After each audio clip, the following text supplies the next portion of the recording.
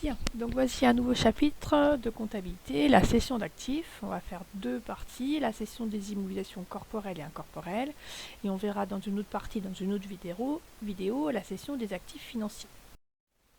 Donc on va commencer par analyser l'opération.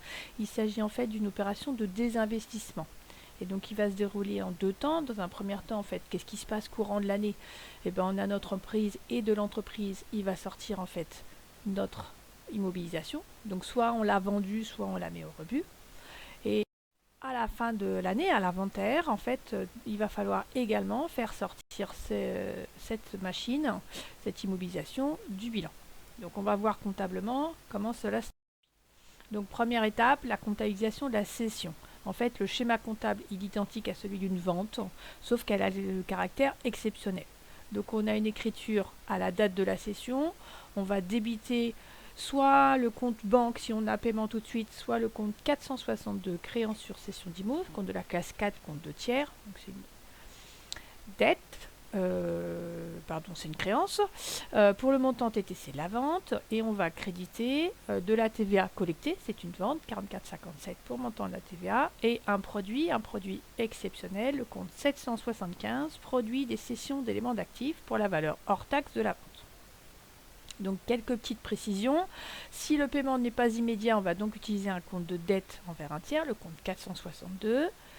Deuxième chose, il faut faire attention parce qu'il existe certaines ventes qui ne sont pas soumises à la TVA, type les ventes de véhicules de tourisme, type des ventes d'immobilisation si elles n'ont pas été soumises à TVA lorsqu'on les a achetées.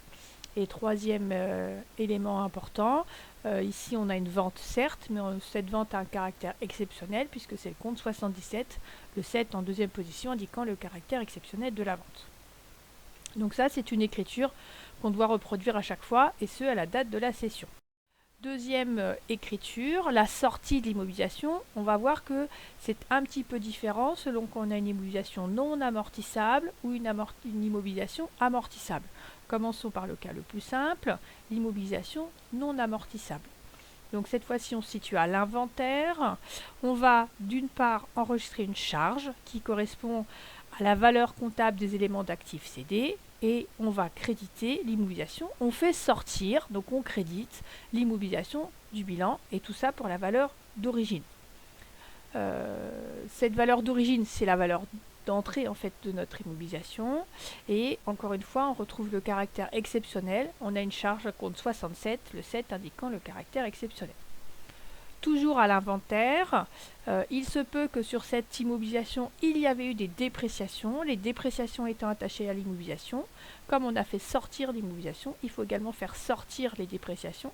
Donc on va annuler ces dépréciations, pour ça on débite un compte 29 dépréciation des immobilisations, et on crédite un compte de reprise 78 76, reprise des dépréciations. On retrouve encore une fois le caractère exceptionnel, et attention, on doit reprendre toutes les dépréciations qui avaient été sur l'immobilisation concernée, et pas seulement celle de l'année précédente. Voilà les informations importantes à retenir. Dans le cas du... Petite application, on a acquis un terrain 70 000 € en N-2 et on a cédé ce terrain le 30 juin de l'année N. On l'avait acheté 70 000 et on le vend 100 000 €. On va prendre le cas d'une vente non soumise à la TVA.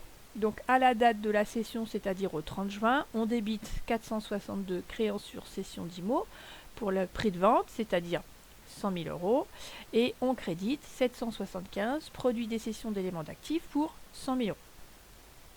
À l'inventaire, cette fois-ci, on va faire sortir l'immobilisation du bilan. Donc on débite 675 valeurs comptables des éléments d'actifs cédés, et on crédite 211 terrains pour la valeur d'origine, c'est-à-dire à laquelle il était rentré, c'est-à-dire 70 000 €. Deuxième cas de figure, on a dit un petit peu plus compliqué, ou un peu plus d'écriture, la sortie d'une immobilisation lorsque cette immobilisation est amortissable. Première écriture, lorsque cette immobilisation est amortissable, on doit dans un premier temps à l'inventaire enregistrer une dotation complémentaire aux amortissements. En effet, cette immobilisation ayant été amortissable, il faut passer une écriture d'amortissement correspondant à l'année en cours. Donc écriture classique 68-11 à 28, donc dotation aux amortissements à amortissement de l'immobilisation.